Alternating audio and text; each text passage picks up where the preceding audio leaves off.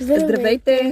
Ще опитаме новите барчета на Клашвит и 4-те вкуса си взехме. Нямаме търпение да ги опитаме. Те са без палмова мазнина, с колаген и без соя.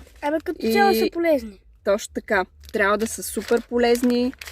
Вярваме на Клашър, че прави само полезни неща и започваме да ги опитваме.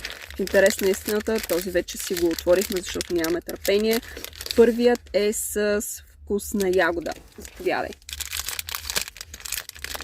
Така, сега ще го опитам. Между другото, трябва да има топчета. Харесва ли ти? Давам 9 от 10. Много вкусно между другото. 9 от 10 за вкус ягода. Вторият вкус е с боровинки. Да, на картинката прилича на чизкейк. Отваряме нетърпеливо. Окей, заповядай, аз опитвам ягодата. Пак е с топчета.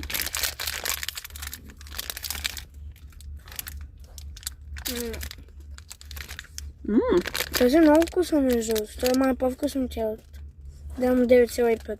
9,5 за боровинките. Ягодата е доста приятен. Сега имаме с нещо подобно. Бисквитка. Да, не, да. Прилича малко, но не. Бисквитка и крем. Така.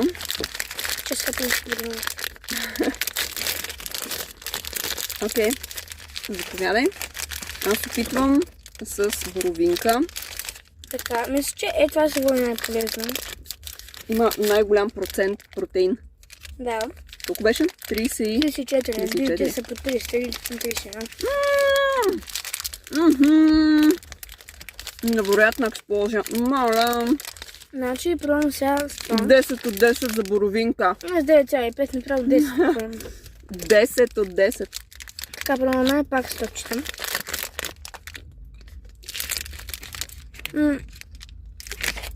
Малко според мен няма много вкус. Това беше бисквитката ли?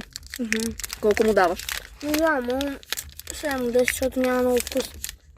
Добре, и остана с какао в крем. Чакайте, аз в интерес на истината разчитам много на това. Аз не го усетих веднага. Давам му 10. Има послевкус. Да, давам му 10. Много вкусно между другото. Така, заповядай шоколадовия. Аз